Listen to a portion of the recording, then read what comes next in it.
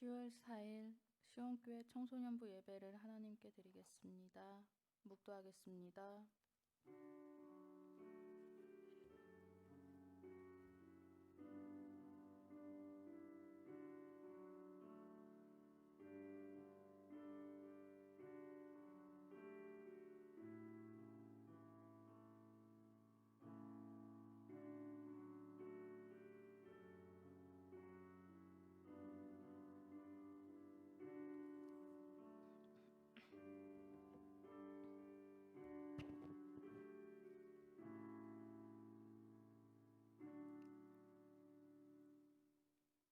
사랑이 많으신 주님 감사합니다. 사람과의 이동이 많은 초성날 보내고 다시 주일날 저희의 자리인 예배로 나온 우리에게 참 지혜를 허락하실 것을 믿으며 예수님의 이름으로 기도드리고 신앙을 고백하오니 나는 전능하신 아버지 하나님 천지의 창조주를 믿습니다. 나는 그의 유일하신 아들 우리 주 예수 그리스도를 믿습니다. 그는 성령으로 잉태되어 동정녀와 마리에서 나시고 본디오 빌라도에게 고난을 받아 십자가에 못 박혀 죽으시고 장사된 지 사흘 만에 죽은 자 가운데서 다시 살아났으며 하늘에 오르시어 전능하신 아버지 하나님 우편에 앉아 계시다가 거기로부터 살아있는 자와 죽은 자를 심판하러 오십니다. 나는 성령을 믿으며 거룩한 공교회와 성도의 교제와 죄를 용서받는 것과 몸의 부활과 영생을 믿습니다. 아멘.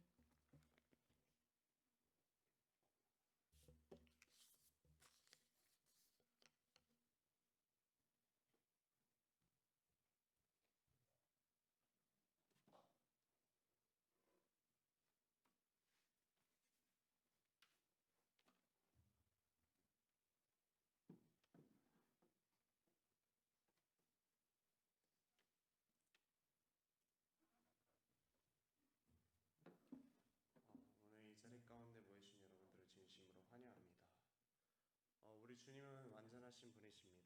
그 주님은 찬양받기 합당하신 분이십니다. 우리가 기쁨으로 주님 앞에 나와서 주님께 함께 찬양 드렸으면 좋겠습니다.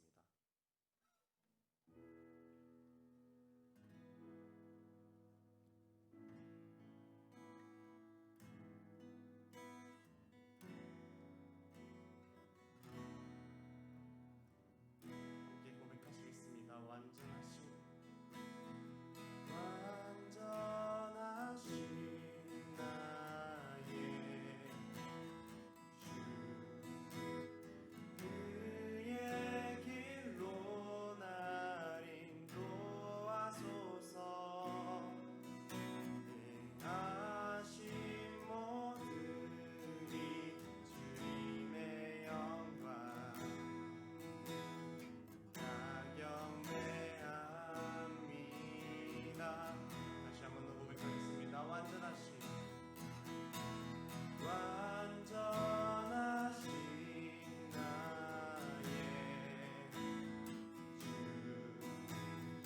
그의 길로 날 인도하소서 행하신 모든 이 주님의 영광 다 경배합니다. 함께 고백합시다. 예배합니다. 예배합니다. 찬양합니다. 주님만 날 다스리소서. 예배합니다. 찬양합니다. 주님 홀로 높임 받으소서.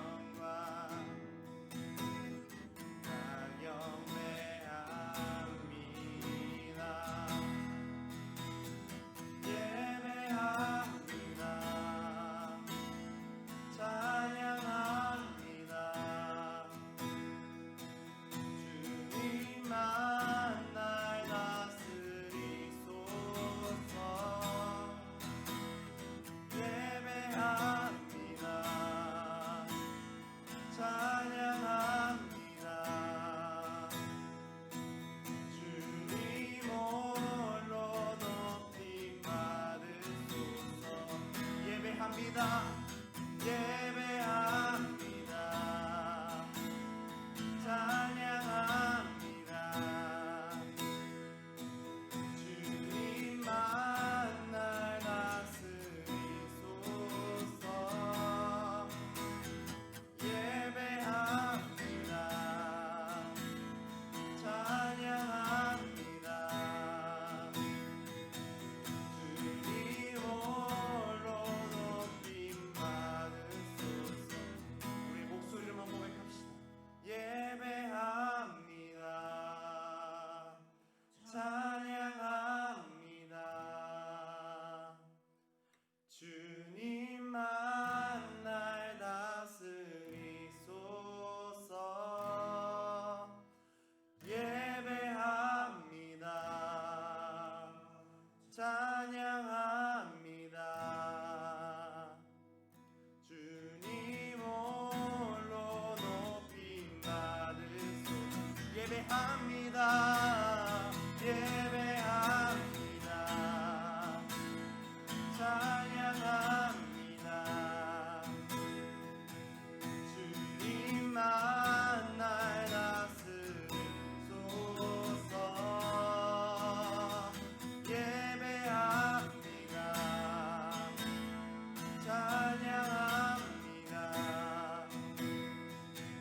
주님 홀로 높임 받으소서. 부르신 곳에서 나는 예배하네. 어떤 상황에도 나는 예배하네. 이곳에서 예배하네. 어떤 상황에도 나는 예배하네. 부르신 곳에서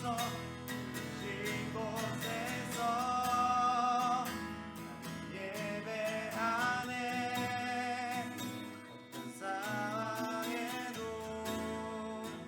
나는 예배하네. 이곳에서 예배하네. 어떤 상황에도 나는 예배하네.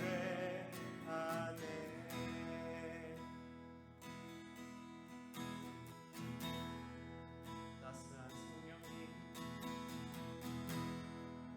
따스한 성령님,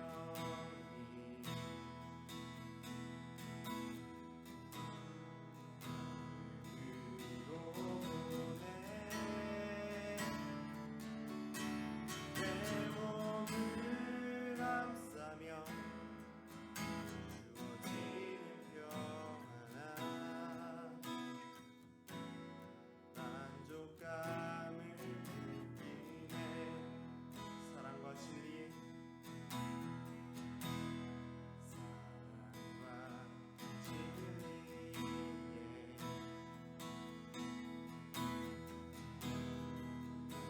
주님이 보내 내 몸을 감싸며 주어지는 평안한 그 사랑을 느끼네. 부르신 곳에서 이곳에서 예배하네. 어떤 상황에도 나는 예배하네. 이곳에서 나는 예배하네. 어떤 상황에도 나는 예배하네.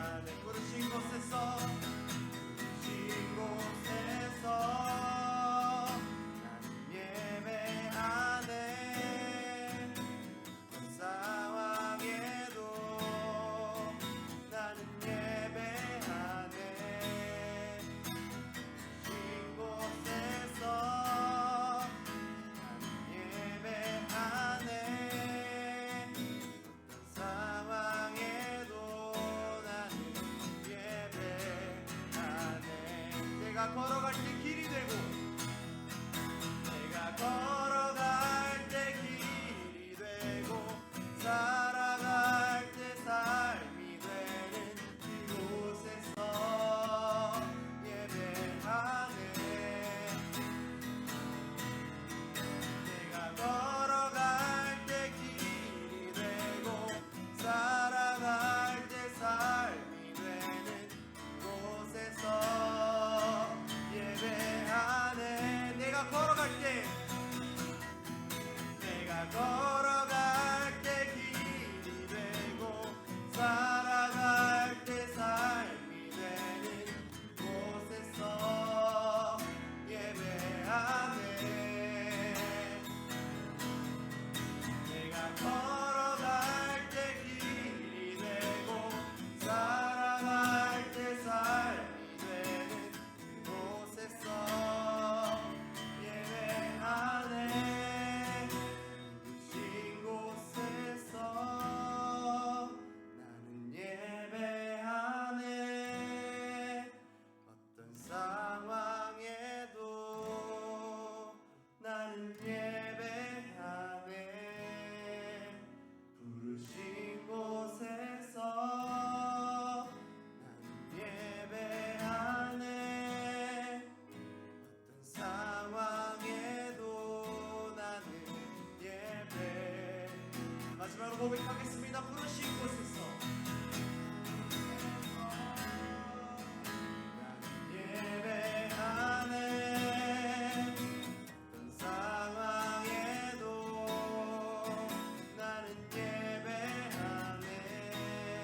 부르신 곳에서 나는 예배하네. 어떤 상황에도 나는 예배하네. 이 시간 우리가 함께 기도하면서 나아갔으면 좋겠습니다. 정말 이 부르신 곳에서라는 이 찬양처럼 우리가 어떤 상황 가운데서도 어느 곳에 있을 때든지 우리가 주님을 찬양하는 삶을 살아갔으면 좋겠습니다. 우리를 주님께서는 예배자로 세우셨습니다. 우리가 그렇게 주님을 찬양하고 주님께 예배하며 그 삶을 온전히 드리는 저희들이 되었으면 좋겠습니다. 우리가 참으로 그런 마음으로 주님, 우리가 주님께 나아가겠습니다. 주님, 우리가 삶으로 주님께 예배를 드리겠습니다라고 함께 고백하며 이 시간 기도하며 나아가겠습니다.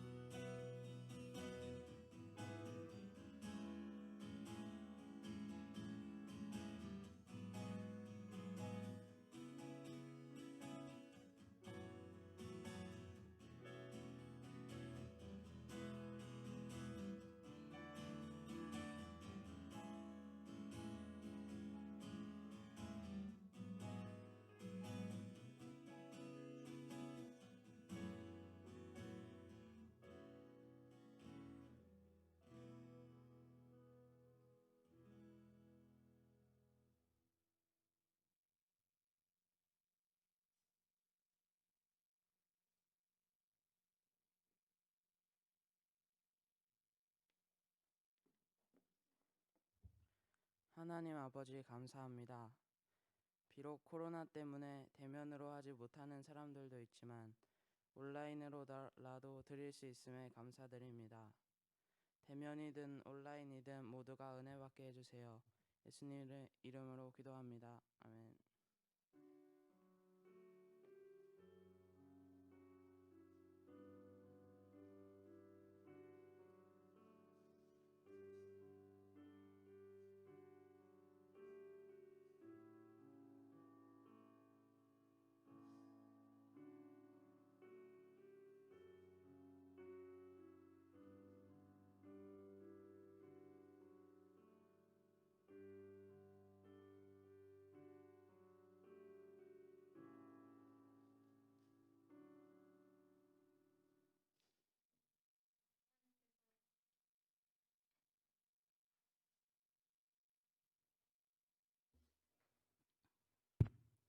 하나님께서 오늘 우리에게 주신 말씀은 다니엘 1장 1절에서 10절 말씀입니다.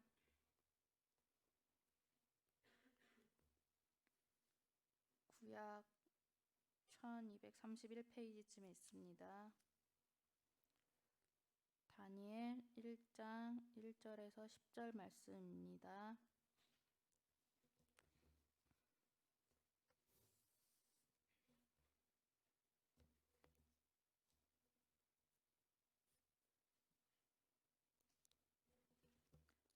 한 절씩 교독하겠습니다. 유다 왕 여호야김이 다스린 지 3년 되는 해에 바벨론 왕 느부갓네살이 예루살렘에 이르러 성을 에워쌌더니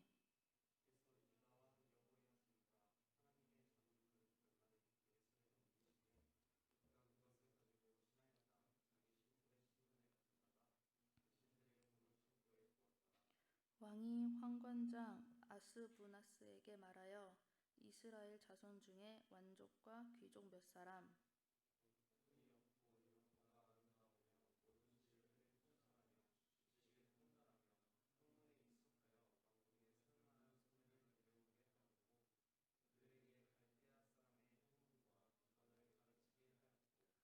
또 왕이 지정하여 그들에게 왕의 음식과 그가 마시는 포도주에서 날마다 쓸 것을 주어 3년을 기르게 하였으니 그 후에 그들은 왕 앞에 서게 될 것이더라.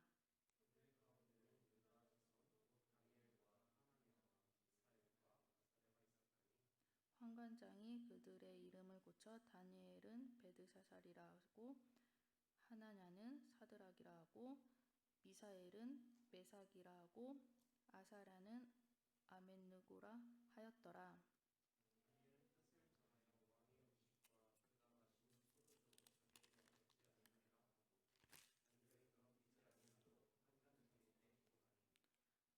하나님이 다니엘로 하여금 환관장에게 은혜와 긍휼을 얻게 하신지라. 환관장이 다니엘에게 이르되 내가 내 주 왕을 두려워하노라. 그가 너의 먹을 것과 너희 마실 것을 지정하셨으니 너희의 얼굴은 초췌하여 같은 또래의 소년들만 못한 것을 그가 보게 할 것이 무엇이냐. 그렇게 되면 너희 때문에 내 머리가 왕 앞에서 위태롭게 되리라 하니라. 아멘. 이 말씀 하나님의 말씀입니다. 목사님 말씀 전하실 때 많은 은혜 받으시길 바랍니다. 할렐루야. 네, 서로 같이 한번 인사 한번 할까요? 반갑습니다. 옆 사람 보고 인사하고 뒷 사람 보고 인사하고 자 좌우 사람 다 인사 옆으로 보세요. 옆으로 보세요. 옆으로 보고 인사하세요. 사야 옆으로 보고 인사하고 같이 인사하세요. 자, 예찬이도 옆으로 보고 같이 인사하고 사야랑. 교회는 공동체예요. 공동체. 공동체라는 것은 뭐냐면 함께 살아가는 팀으로 살아가는 거예요. 여러분 그 축구 경기, 농구 경기, 배구 경기 이런 구기 종목들은 대부분 공동체로 되는 거예요. 그러니까 한 사람이 못하면 그 팀 전체가 못할 수 있고 한 사람이 잘하면 그 팀 전체가 잘할 수 있지만 한 사람 한 사람이 서로 유기적인 연합과 소통이 돼야 돼요. 그래서 모든 공동체에서 예수님이 가장 강조한 것이 뭐냐면 교회 공동체는 단순히 한번 와가지고 예배드리고 가고 하는 것이 아니라 서로 소통과 연합을 통해 이루어지는 그것이 공동체라고 그랬어요. 그래서 그런 공동체의 모습을 함께 회복해 갈 수 있는 그런 코로나 시대가 되었으면 좋겠습니다. 뜻을 정한 인생, 여러분 이분이 스티븐 제라드, 지라드라고 하는데 요즘에 축구 선수 중에 가장 유명한 선수 중 하나가 스티븐 제라드예요. 네, 동명이인인데 이분은 축구 선수는 아니고 프랑스 보드로에서 태어나서 미국으로 건너가서 가장 큰 부를 일구었던 미국의 역대 부자 중에 한 사람입니다. 특히 이제 부동산이나 금융업, 무역업에 손을 대어서 자기 개인 은행을 설립할 정도로 큰 부를 모았습니다. 그리고 아이들을 좋아해가지고 부동산 대부분을 고아들을 위한 대학에 설립하는 데 투자를 했죠. 또 사망하기 전에 그가 가진 경제의 부를 측정해 보면 미국 경제 약 0.67%였다고 그래요. 그런데 이 스티븐 지라드가 얽힌 굉장히 일화가 재밌는 일화가 하나 있는데, 이분이 굉장히 모든 일에 철두철미했어요. 그러다가 하나는 이제 선박이 들어와 가지고 그 선박에 하역 작업을 해야 되는데 하역 작업이 너무 많아 가지고 토요일 날 그리고 주일 날까지 하역 작업을 계속 해야 되는 그런 상황이 발생했어요. 그런데 그 한 직원이 이제 스티븐 지라드의 말에 이렇게 순응하지 않는 거예요. 사장님, 저는 내일 주일이기 때문에 일할 수가 없습니다. 사장이 그 말을 듣고 뭐라고 했냐? 알겠네. 그러면 당신과 나는 서로 헤어지는 것이 좋겠네. 그랬어요. 그러면서 한마디 더 합니다. 사장님, 저는 늙으신 어머님을 봉양하고 있기 때문에 일을 할 수밖에 없습니다. 그래서 저는 그렇지만 주일에는 일을 할 수 없습니다. 그렇게 양해를 구했음에도 불구하고 그는 이해해주지 않았어요. 그래 냉정하게 격리에 가서 그동안 일한 것에 대한 급료를 타가라고 말을 했어요. 청년이 해고당했죠. 그리고 나서 3주 동안 계속해서 일을 구하는데 일자리를 구할 수가 없었어요. 그런 어느 날 스티븐 지라드에게 전화가 한 통 걸려왔는데 필라델피아의 그 은행 총재가 전화를 걸려왔어요. 우리 은행 신생은행을 하나 더 이렇게 개설하려고 하는데 책임감 있고 성실하고 좋은 사람을 한 명 더 추천해달라 그랬어요. 그런데 그 당시 딱 머리에 떠오른 것이 스티븐 지라드가 바로 해고당한 청년이에요. 그래서 해고당한 청년을 추천하고 싶다 그러니까, 아니 자네가 이렇게 해고를 당하면서 어찌 그 청년을 나에게 추천해 줄 수 있는가 그러니까 그 스티븐 지라드가 그런 말을 했어요.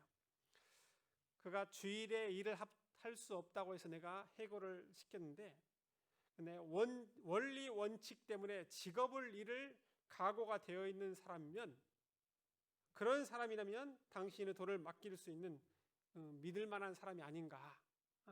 그렇게 하면서 추천을 했고, 그는 결국 그 친구가 있는 필라델피아의 한 은행에 취직을 하게 되었습니다. 어떤 일에 원리 원칙을 지키며 살아간다는 것은 쉽지 않죠. 근데 요즘에 사회적으로 문제되고 있는 것이 그 원리 원칙을 다른 사람한테는 지키지만 자기나 자기 가족한테는 지키지 않고 오히려 엄마 찬스, 아빠 찬스를 많이 사용한다는 거예요. 삶에 있어서도 동일한 원리 원칙을 다른 사람에게도 적용하고 자기에게 돌아가고, 그것은 동일한 잣대를 적용하기는 참 쉽지는 않아요. 오늘날 본문의 주인공인 다니엘이 유리한 점은 원리 원칙을 분명하게 자기에게, 하나님께, 사람에게 지키며 살아갔던 인물이기 때문에 그렇습니다. 본문의 배경이 된 시대는 바빌론 포로 시대예요. 포로 시대는 그 당시 가장 강대국인 바벨론이 유다의 사람들을 포로로 자기 나라로 이끌어가서 유다를 무력화시켰습니다. 그래서 끌려왔던 사람들을 효율적으로 통제하고 지배할 수 있는 역할이 필요했는데, 그것은 끌려온 사람들 중에서 유능한 인재를 선발해서 그들을 통해서 이 나라를 잘 효율적으로 다스리는 그런 방법들을 강구해냈어요. 그 중에 누가 있냐? 다니엘과 친구들이 있었어요. 귀족 출신이지만 노예로 끌려왔기 때문에 여러 가지 자유를 박탈당했어요. 그래서 주는 대로 먹고 가라는 대로 가고 하라는 대로 할 수밖에 없는 그런 상황이었어요. 이들 소년을 왕궁으로 데려온 목적과 자격이 4절에 나와 있는데 같이 한번 읽어보겠습니다. 시작. 몸에 흠이 없고 용모가 잘생기고 모든 일을 지혜롭게 처리할 수 있으며 지식이 있고 통찰력이 있고 왕궁에서 왕을 모실 능력이 있는 소년들을 데려오게 하여서 그들에게 바빌로니아의 언어와 문학을 가르치게 하였다. 몸에 흠이 없고 용모가 잘 생겼다. 자, 여러분 청소년 중에 누가 있는 것 같아요? 자기라고 생각하는 사람. 아무도 손을 안 드네. 자신감을 좀 가져요. 근데 여기는 몸에 흠이 없고 용모가 잘생긴 사람은 변할 수 없는 거예요. 그 당시 뭐 성형외과가 발달한 것도 아니고 그냥 원리 원칙대로만 가야 돼요. 근데 그 뒤에 있는 것, 모든 일을 지혜롭게 처리할 수 있고 지식과 통찰력이 있다. 아니요, 어린 소년이 어떻게 모든 일에 지혜로울 수 있습니까? 근데 본문의 의도는 뭐냐면 그런 사람으로 키우려고 한다는 그런 목적이 있는 거예요. 그래서 왕을 잘 보필할 수 있는 그 사람을 만들고자 했어요. 이런 상황에 다니엘과 그 친구들이 있었는데 마음만 먹으면 굉장히 성공하고 또 그 나라에서 잘 협조하면 어려움 없이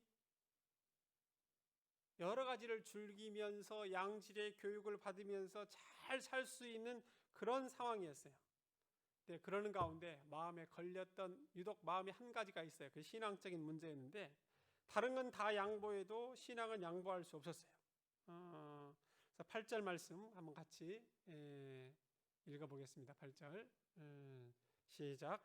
다니엘은 뜻을 정하여 왕의 음식과 그가 마시는 포도주를 자기로 더럽히지 아니하리라 하고 자기를 더럽히지 아니하도록 판관장에게 구하니. 여러 가지 음식들, 여러분 여기 있는 음식들 추석 때 음식 많이 먹었습니까? 자, 추석 때 송편 드신 분 손 들어보세요. 송편. 한 사람은 송편을 못 먹었네. 잡채 드셔보신 분. 잡채는 한 사람 있고. 가을이라서 떡국은 안 먹었을 드시고. 자, 그 자기가 좋아하는 음식을 한 번 정도 먹었다 생각하면 손 들어보세요. 추석 때. 추석 때는 별로 그런 것이 없나 보구나. 추석 때 먹었던 모든 음식들을 다 지금까지 먹었던 음식을 종합해서 준다고 생각해 보세요. 이게 왕의 진미예요. 그런데 그런 왕의 진미와 포도주로 자기를 더럽히지 않는다고 그랬어요. 그래서 판관장 아스무나스에 찾아가서 말을 합니다. 아스무나스요, 제 청을 좀 들어주십시오. 이 나라에 실시하는 교육도 받겠습니다. 문화에도 순응하겠습니다. 정책에도 다 마음을 따라서 하겠습니다. 그렇지만 왕이 주는 음식과 포도주는 내가 먹을 수가 없습니다. 판관장은 굉장히 의아해하면서 당황했어요. 아니, 이렇게 왕이 주는 화려한 음식을 안 먹는다니 그게 무슨 말인가? 왕이 주는 1급 포도주를 안 먹는다니 이게 무슨 말인가? 오늘 본문에서는 그것으로 자기를 더럽히지 않는다고 그랬어요. 왜 음식을 거부했는지는 잘 나와 있지 않지만 아마 우상에 드려진 제물이었거나 율법에 어긋나는 그런 음식물이었을 거예요. 그래서 거부하고 그것으로 인해서 자기를 내적 외적으로 더럽히는 것을 거부했던 것이죠. 이러한 행위들은 완전히 바벨론과 섞이지 않겠다라는 그런 의지의 표명인데, 만약 그렇다면 처음 궁궐에 들어오면서부터 나는 궁궐에 안 들어간다, 아니면 나는 여러 정책들에 대해서 반기를 들겠다라고 이렇게 해야 되는데 그렇진 않았고 유독 이 부분에서만 더 특별하게 거부를 했어요. 모든 것을 사실 거부해야 한다는 것은 하나님의 뜻이 아니었어요. 왜냐하면 하나님은 그 당시 수많은 선지자를 통해서 이제 유대의 그 기울어짐이 도를 넘어서 빨리 바벨론에 순응하고 포로가 되어서 하나님의 징계의 시간을 견디고 그리고 나서 다시 돌아온다는 것이 여러 선지자를 통해서 말씀하신 그 말씀이었어요. 그래서 이런 것들을 예레미야 29장을 통해서 보면 알 수 있는데, 그곳에 가서 집을 짓고 정착하고 과손을 만들고 열매를 먹고 또 아들, 딸, 자녀까지 결혼시켜서 낳으라고 그랬어요. 그러면서 어떻게 말하냐, 29장 7절 같이 읽어보겠습니다. 7절 말씀. 너희는 잡혀간, 시작. 너희는 잡혀간 그 도시의 평안과 번영을 추구하고 그 일을 위해서 나 여호와께 기도하라. 이것은 그 도시가 평안하고 번영을 누릴 때 너희가 평안하고 번영을 누릴 것이기 때문이다. 사로잡아간 그 바벨론의 도시의 번영과 평안을 위해서 기도하라.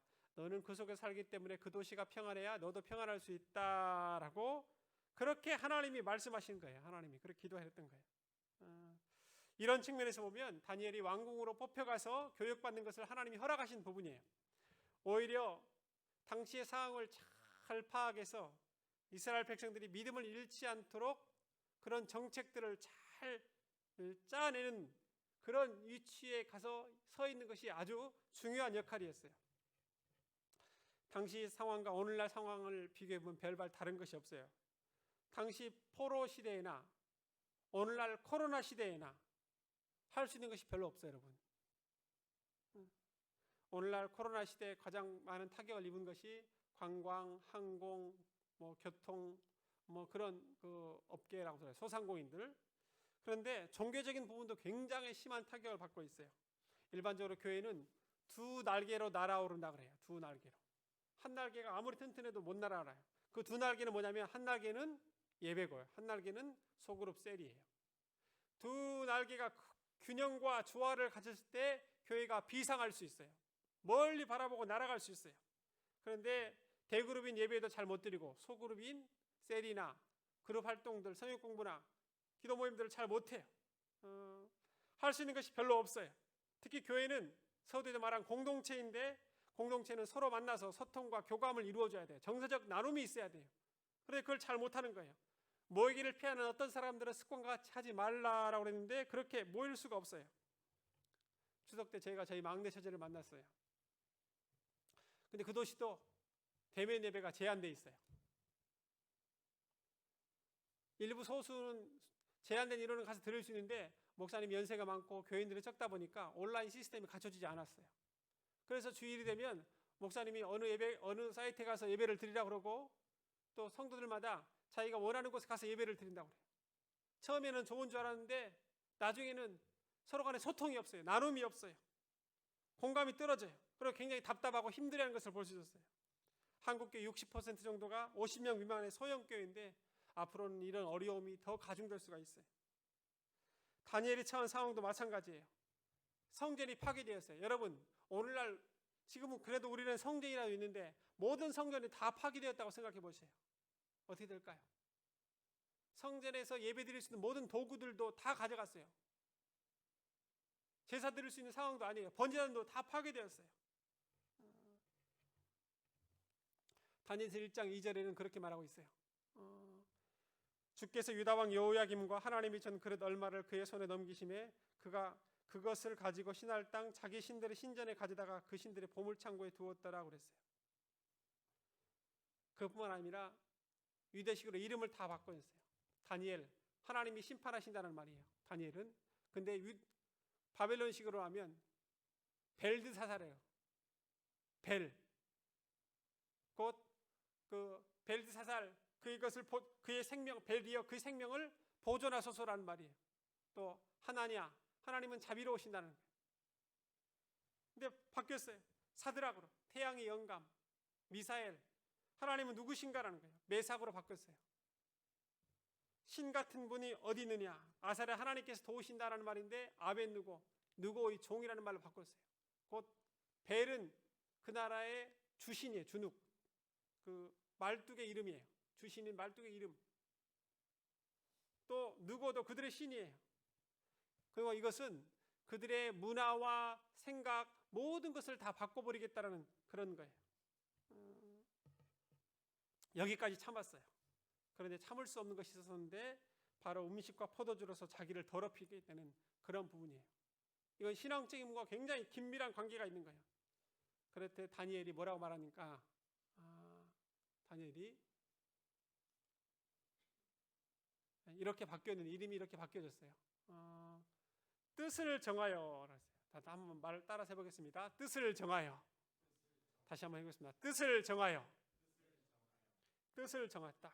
뜻을 정했다는 것은 어떤 큰 위대한 포부와 그 비전을 품은 게 아니라 내가 적어도 이것만큼은 확실하게 지키겠다. 그런 마음의 결단과 각오를 한 거예요.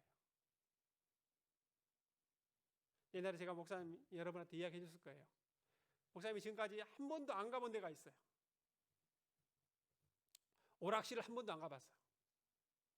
디스코장도 안 가보고 당구장 가서 당구 안 쳐봤어요. 근데 그 계기가 있어요. 오락실은 초등학교 5학년 때는 갔어요. 5학년 때 인천으로 전학 갔어요. 인천으로 가서.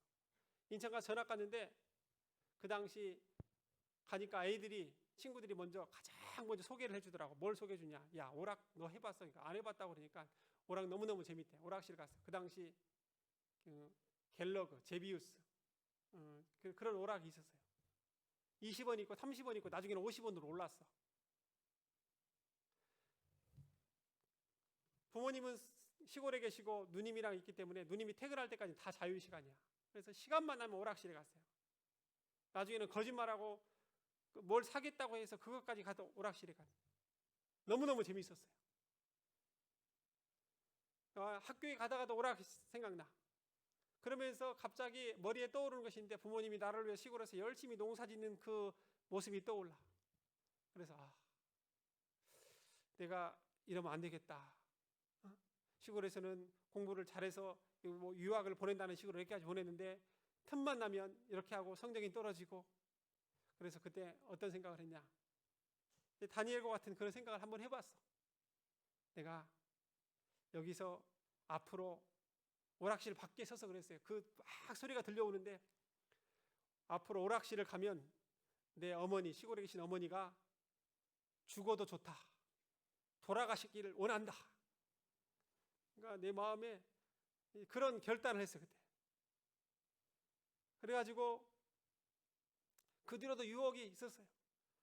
돈을 송전해주고 그 앞에서 왔다 갔다 하면서 갈까 말까. 들어가면 어머니가 돌아가시도 좋다라고 그 어린 나이에 결심을 했기 때문에 꼭 내가 가면 돌아가실 것 같아. 그래가지고 그때 이겨냈어요. 5학년 그 뒤로 중학교 때, 고등학교 때, 대학교 때 지금까지 사실 오락실에 가서 오락을 해본 적이 없어. 물론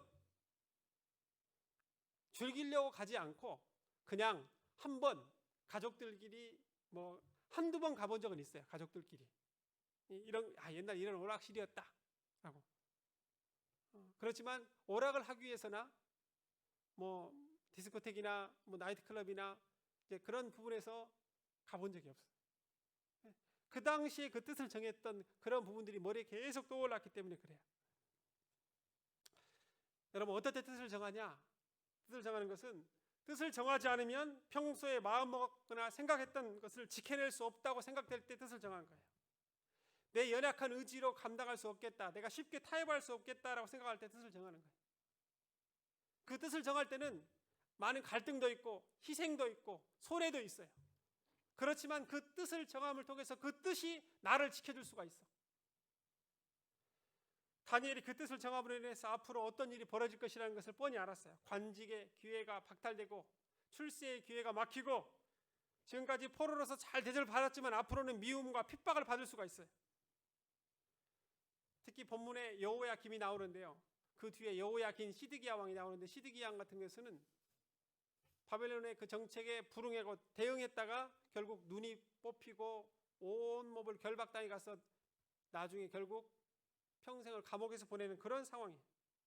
다니엘도 그렇게 될 수 있어요. 여러분 누군지 혹시 아시는 분? 누군지 아셔요? 성이 주스예요. 주시.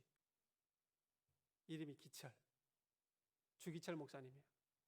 주기철 목사님이 그 당시 일제시대 때 모든 것을 양보했지만 뜻을 정해서 신앙에는 양보를 안 했어요. 특히 신사참배만큼은 내가 하지 않는다라고 그랬어요. 다니엘과 그 친구들처럼 이름도 개명됐어요. 이름이 주기철이 아니라 신철기철이에요. 일제시대 때. 그런데 신사참배는 자기 마음 가운데 용납이 안 되는 거예요. 1925년 평양신학을 졸업하고 나서 1944년 순교하기까지 그 신도 정책과 끊임없이 싸웠습니다. 5년 3개월 동안 옥에 갇혀 있었는데요. 무려 1938년 그 2월부터 주기적으로 나갔다 들어왔다를 반복해요. 그러면서 목사직도 박탈당하고 산정교회도 폐쇄되었어요. 고난의 길을 가야 됐어요. 일제시대 신사참배는요, 그 당시 사상과 종교와 자유를 억압하기 위해서 신사에 가서 마음을 다해서 절하라는 거였어요. 이것을 종교적인, 특히 이제 그 믿음을 가진 사람에게도 동일하게 적용을 시켰어요. 그런데 우상에게 절하지 말라고 그랬는데 그것을 마음 가운데 생각할 때 안 되겠다 싶은 거예요. 그래서 거부했죠. 일제는 그것이 국민의 한 과정이다라고 회유를 하기도 했지만 끝까지 버티는 사람도 있었어요. 그래서 한국교회 200의 교회가 폐쇄되었고 50명 이상이 순교를 했어요. 주기철 목사님도 해방 1년을 앞두고 순교하셨죠. 때론 이렇게 뜻을 정하면 자기의 생명도 위협당할 수 있는 그런 상황이 발생해. 다니엘도 그랬어요. 그래서 조용히 중간 감독 환관장을 찾아가서 말을 합니다. 다니엘의 말을 들은 환관장이 두려움이 있어요. 10절에는 이로 인해 너희 때문에 내 머리가 왕 앞에서 위태롭게 된다 그랬어요. 내 머리가 날아갈 수 있다는 거예요. 내 머리가 날아갈 정도면요, 환관장이 다니엘을 죽여버릴 수도 있었어요. 왜? 자기가 살기 위해서. 그리고 모든 화살을 다 다니엘에게 돌릴 수 있었어요. 그런데 그 사실을 왕에게 미리 말하지도 않아요. 자기가 끌어안고 가요. 믿음이 있었던 것도 아니에요. 왜 어떻게 그것이 됐을까? 그리고 다니엘은 어떻게 그걸 말했을까? 다니엘이 말한 것이 자기 자신이 어떤 그 마음 가운데 인간적인 소신에서 그렇게 말을 한 거예요. 말을 한 게 아니라 믿음이 있었어요. 믿음이. 그래서 환관장에게 말을 합니다. 채식을 먹게 해주고 열흘 후에 왕의 진미를 먹을 사람과 비교해 보십시오. 인간적으로 생각하면 고작 15살. 여러분 몇 살이에요 지금? 15살 손 들어봐. 15살. 없어? 없어? 3명이나 되네. 15살이.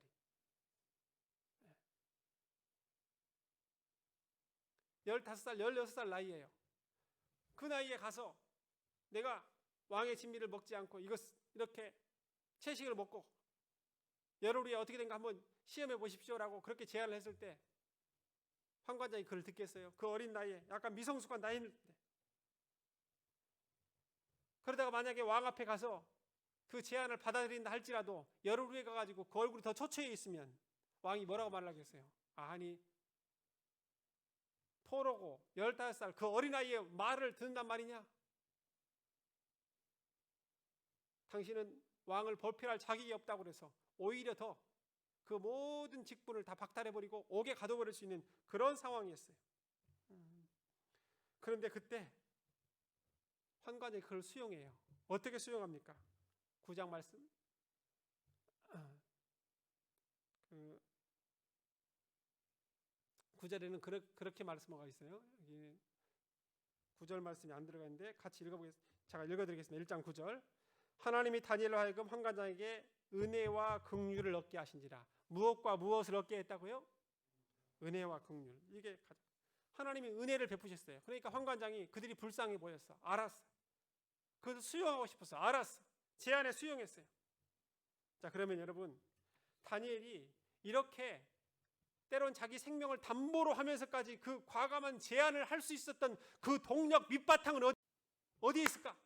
두 글자로 말해보세요. 뭐예요? 믿음이에요. 믿음. 불과 15, 16살 나이밖에 안 되지만 선조로부터 받아왔던 신앙적 교육이 있었어요. 신앙교육을 내면화시켜서 그것을 자기 것으로 승화시켜 그것이 믿음으로 표출된 겁니다.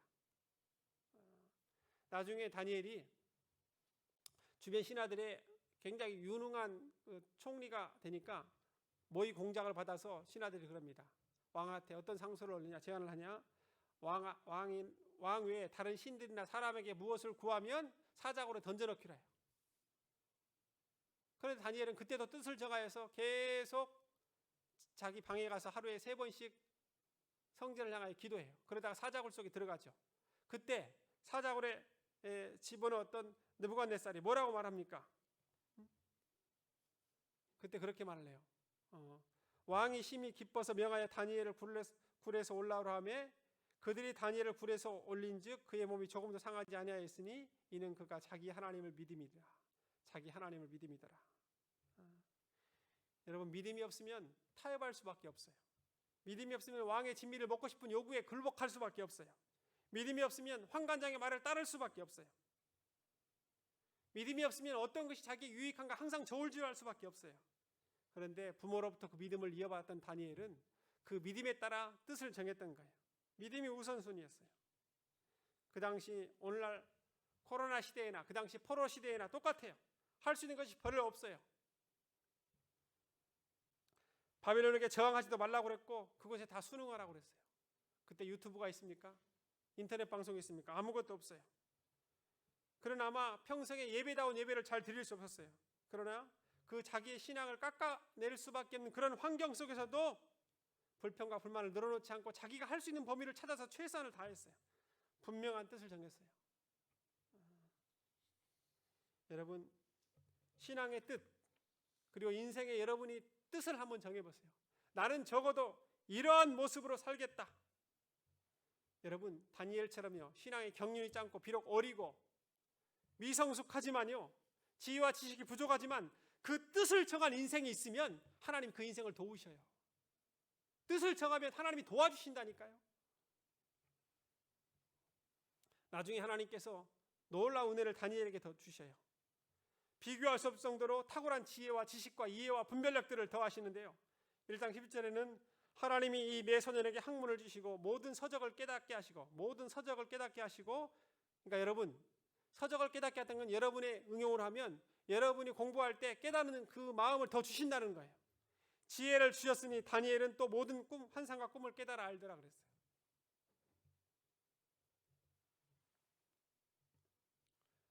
서울대 의대를 수석으로 입학했고 수석 졸업한 사람이 있죠. 원정수 권사님이. 내가 한 번 이야기를 했을 거예요. 이분은 전교 밑바닥 하위권에서 놀던 사람이에요. 그런데 하나님이 지혜와 계시의 영을 그에게 주셨어요. 책이 그냥 머릿속에 스캔 파일 떠는 것처럼 지나간대. 그런데 제일 못하는 게 뭐냐? 수학이에요. 수학. 왜? 수학은 숫자가 달래 나오면 못하는 거야. 못 풀어. 그래서 선생님들이 놀랬다는 거예요. 어떻게 컨닝하는 것처럼 책하고 똑같이 답을 쓸 수 있냐? 근데 하나님이 지혜를 주시니까 그것이 머리에 다 떠오른대. 책이 보인대 하다가. 나중에 이제 수학도 응용력이 길러지고 해서 결국 서울의대 수석으로 들어가고 나중에 졸업도 그렇게 졸업을 했어요. 그러니까 자기의 지혜가 아니라고 봐요. 자기는 내가 아니다 이것은. 다니엘 1장 20절에는 그렇게 말하고 있어요. 같이 읽어보겠습니다. 시작. 왕이 그들에게 모든 일을 묻는 중에 그 지혜와 총명이 온 나라 박수와 술객보다 10배나 나은 줄 아니라. 예. 바벨 결국 그래서 다니엘은 끌려온 포로로서 총리 지혜까지 수행하고 2대 느부갓네살부터 7대 벨스사람까지, 그 이후에 페르시아 메대 왕국까지도 나라가 제국이 바뀌었음에도 불구하고 총리직을 수행해요. 가장 최장수 총리, 90세가 될 때까지 70년 이상을 총리로 했어요. 여러분, 뜻을 정해보세요. 내가 분명한데 가다가 포기할 것 같은 일, 주변 환경으로 인해서 신앙적으로 타협할 수 있는 그 일, 공부하다가 또 친구의 관계에서 이렇게 해야 되는 것도 알지만, 이것이 옳은 것을 알지만 내가 잘 할 수 없을 것다고 생각되는 그것에 한번 뜻을 정해서 결단해 보세요. 이번에는 약하다, 이 부분에서 내가 특히 넘어지기 쉽다라고 생각하는 그런 부분이 있을 거예요. 그런 것에 뜻을 정해보세요. 그렇다면 하나님이 그걸 도와주셔요. 하나님 높으사셔요. 기뻐하셔요. 때론 그것은 손해도 있고 아픔도 있고 힘듦도 있을 수 있어요. 그러나 하나님이 그 뜻을 정한 것을 기억하시고 도와주시고 함께 하셔요. 우리 청소년부 친구들이 코로나 시대, 그냥 코로나가 지나가기만을 빨리 기다리는 것이 아니라 더 역동적인 신앙에 의해서 뜻을 정해서 하나님께 분명히 나아간다면 하나님께서 여러분을 향해 더 특별한 도우심과 그 주변에 은혜와 긍휼을 베푸실 것을 믿고 나아갈 수 있기를 간절히 축원합니다. 기도하겠습니다. 하나님 아버지, 여기 모인 우리 친구들의 이름을 한 사람 한 사람 기억하여 주시옵소서. 코로나로 인해서 반절로 나오지 못하는 그런 상황입니다. 그렇지만 여기 모인 우리 세찬이, 예찬이를 기억하시고 원우와 민우를 기억하여 주시고 또 찬주, 찬이를 기억하여 주시고 고은이를 기억하시고 사야를 기억하여 주시옵소서. 우리 모든 자녀들이 하나님 믿음 안에서 다니엘처럼 뜻을 정하여 분명한 믿음 가운데 거하며 살아갈 수 있도록 함께하여 주시옵소서. 감사하고 예수님 이름으로 기도합니다.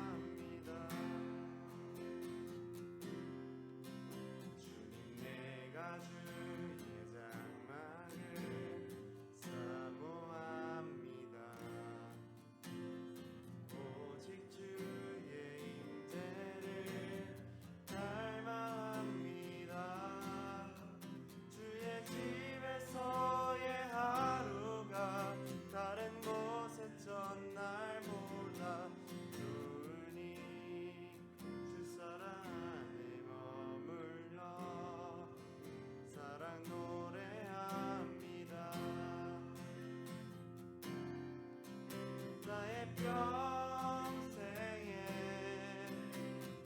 한 가지 소원 주의 아름다우심 보며 사랑 노래하는 것 나의 왕 되신 주님의 얼굴 구하며 사랑 안에 머물러 사랑 노래합니다.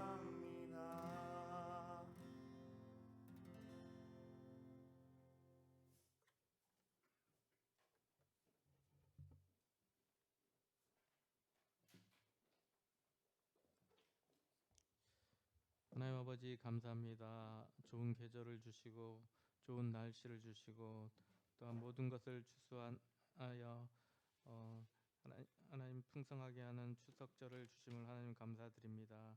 하나님 아버지 우리도 이 한 해를 돌아볼 때 추수할게 있는 귀한 저희들 될 수 있도록 인도하여 주시옵소서. 하나님 뜻을 세우고 하나님을 굳건히 믿으며 나가는 저희들 될 수 있도록 인도하여 주시옵소서. 하나님 또한 귀한 예물로 하나님께 마음과 중심을 드립니다. 하나님 예물을 드림을 감사할 수 있게 하옵시고 감사의 조건이 늘어날 수 있는 저희들 될 수 있도록 인도하여 주시옵시며 이 예물이 쓰이는 곳마다 하나님의 사랑이 전파될 수 있도록 인도하여 주시옵소서. 오늘도 주 안에서 머물기를 간절히 바라오며 예수님 이름으로 기도드렸습니다. 아멘. 이제는 다니엘처럼 뜻을 정하여 우리의 상황 속에서 불평과 불만을 먼저 터뜨리는 것이 아니라 정해진 원리 원칙에 따라서 하나님 가야 될 그 길들을 가고 친구들과 또 학교에서 학원에서 또 삶의 자리에서 분명한 그 원칙들을 지키며 하나님께 나가길 원하는 시온의 모든 가족들, 특히 우리 청소년들 머리머리 위에 지금부터 영원히 함께하기를 간절히 축원합니다. 아멘.